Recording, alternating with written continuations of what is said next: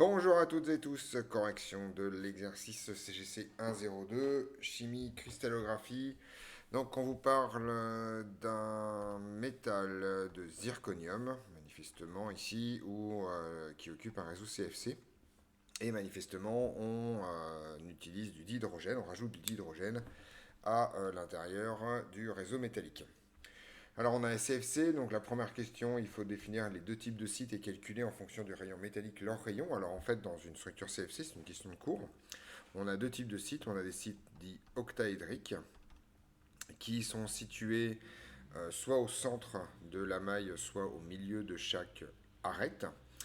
Donc pour calculer leur taille, on peut par exemple se poser la question ce qui se passe au milieu d'une arête, par exemple, c'est peut-être le plus simple. Donc on a par exemple un atome ici qui serait sur le sommet. On aurait l'arête ici qui serait dans cette zone-là, et on peut dessiner l'atome de l'autre côté comme ça, qui serait au centre sur les deux bords. Et donc la taille du site octaédrique, ce serait en fait le rayon maximal de l'atome qu'on pourrait mettre ici. Je me suis trompé de couleur. Hop là. La taille maximale de l'atome qu'on pourrait mettre ici, dans cette histoire-là. Alors en fait, ce dont on se rend compte, ça c'est pas très très compliqué. En fait, ça va s'écrire de façon très très simple, de la façon suivante. En fait, quand la taille de cet atome-là est maximale, il y a contact entre donc cet atome-là et cet atome-là, ici. Et donc on se retrouve avec le fait que le rayon de l'atome de base du cristal plus le rayon octaédrique, c'est-à-dire la taille du site octaédrique, c'est tout simplement égal en fait à la moitié d'une arête divisée par 2. Et donc on trouve directement que le rayon octaédrique, c'est tout simplement A sur 2 moins R. Alors ça, c'est pas très intéressant comme résultat, tout simplement parce qu'on se rend compte que cette donnée est donnée en fonction de deux paramètres différents, A et R, mais que ces deux paramètres sont reliés. En effet, dans un CFC, les plus proches voisins, en fait, sont ici et ici, donc l'un au sommet et l'autre au centre des faces, ce qui fait que la distance entre les deux vaut tout simplement A racine de 2 sur 2, la longueur d'une diagonale de face divisée par 2, et ça c'est tout simplement égal à 2R, puisque ces atomes a priori se touchent. Et donc en fait on peut en déduire que A ça vaut tout simplement 4R sur racine de 2, ou si on veut le mettre un tout petit peu différemment, racine de 2 fois 2 fois R. Je vais faire un truc un peu moins moche. Voilà, 2 racine de 2 fois R en multipliant numérateur et dénominateur par racine de 2.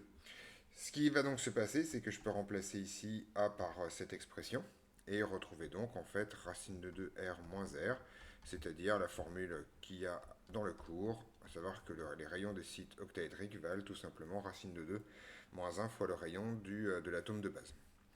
Les deuxièmes sites sont les sites tétraédriques. Alors les sites tétraédriques, ils sont un peu plus difficiles à voir, mais en fait ils sont au quart de la grande diagonale. Donc si je dessine un atome ici qui serait au sommet du cube, avec la grande diagonale qui partirait comme ça, et bien en fait un site tétraédrique, ce serait par exemple ici. Voilà. Et la distance entre les deux atomes, ça vaut tout simplement le quart d'une grande diagonale, c'est-à-dire A racine de 3 sur 4. La conséquence de ça, c'est donc qu'on va pouvoir écrire tout simplement que le rayon de base plus le rayon du site tétraédrique, c'est égal à A racine de 3 sur 4. Et donc en fait que le rayon du site tétraédrique, c'est A racine de 3 sur 4 moins R. Et là, je vais pouvoir remplacer en fait A par cette expression-là. En fait, je prends celle-là à cause du 4, ça va simplifier rapidement. Et donc je trouve tout simplement en fait racine de 3 demi fois R moins R, c'est-à-dire racine de 3 demi moins 1, le tout multiplié par R. Donc voilà les deux tailles, en fait, les rayons des deux sites tétraédriques et octaédriques. On vous demande ensuite de faire l'application numérique dans la question 2, donc ça c'est pas extrêmement compliqué, il suffit de sortir une calculatrice et de multiplier ça par 0,162 nanomètres ou 162 picomètres, donc je vais faire 162 fois racine de 2 moins 1. Donc là, ça va aller assez vite. On trouve 67 picomètres pour le premier, pour les sites octaédriques. Et pour les sites tétraédriques, au lieu de multiplier par racine de 2 moins 1, je vais multiplier par racine de 3,5 moins 1. Ce qui va me donner en fait 36 picomètres ici.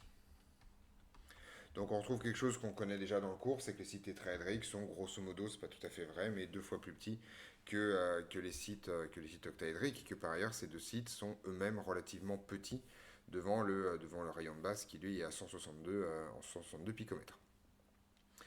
Alors en fait, on vous dit que l'hydrogène fait 37 picomètres, d'accord? Donc ça c'est 37 picomètres, c'est la même chose que 0,037 nanomètres. Donc en toute rigueur, mais on va voir avec la question d'après que ce n'est pas tout à fait vrai, ces atomes-là ne peuvent pas se mettre dans 36 picomètres, mais par contre peuvent sans aucune forme de problème se mettre dans les sites octaédriques qui font 67 picomètres. Donc si on est vraiment stricto sensu sur les tailles des atomes, en fait, les atomes d'hydrogène peuvent se mettre dans les sites octaédriques, mais pas dans les sites tétraédriques. Alors en fait, la question 3 raconte qu'en fait, il va se passer le contraire. Il s'avère que comme vous avez une agitation thermique, en fait, la taille du site tétraédrique a tendance à osciller autour de sa valeur moyenne, donc 36 picomètres. Et en fait, il se passe avec les sites octaédriques et les sites tétraédriques ce qui se passerait avec des chaussures, en fait. Si vos chaussures sont trop grandes, vous finissez par les perdre. Et donc, globalement, si des atomes d'hydrogène se mettent dans les sites octaédriques, eh bien, en fait, il s'avère qu'ils vont sortir, ils vont bien sûr pouvoir y aller, mais ils vont en ressortir extrêmement facilement, donc ils ne vont pas y rester coincés. Alors que si on les glisse dans les sites tétraédriques qui sont pile poil à la taille, une fois qu'un atome d'hydrogène sera coincé à l'intérieur des sites tétraédriques, il va y rester. Et donc en fait, il s'avère que les atomes d'hydrogène vont se loger préférentiellement, en tout cas, vont rentrer dans n'importe quel site, mais vont rester dans les sites tétraédriques. Et on vous dit en fait que l'hydrogène se loge dans chacun de ces sites et on vous demande de trouver la formule de l'alliage. Alors ça, c'est pas extrêmement compliqué. Je vais faire un tout petit peu de place pour pouvoir écrire la suite. Hop là, on y va. Hop là, voilà, je laisse un peu de bordel ici. Clouc. Et hop, on enlève tout. Donc l'idée est la chose suivante, c'est vous allez avoir donc tous les sites tétraédriques remplis par un atome d'hydrogène.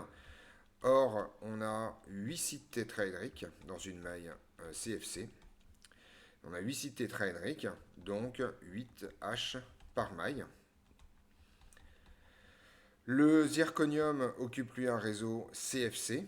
Donc la population en zirconium, c'est tout simplement en fait eh bien, les 8 atomes des sommets multipliés par 1 huitième plus les 6 atomes des faces multipliés par 1,5, c'est-à-dire 4 atomes par maille. Autrement dit, vous avez 2 fois plus d'hydrogène que de zirconium, ce qui vous raconte que la formule du métal, c'est probablement ZrH2. Et ceci termine donc cet exercice avec la formule de l'alliage. On se retrouve dans d'autres vidéos pour d'autres corrections.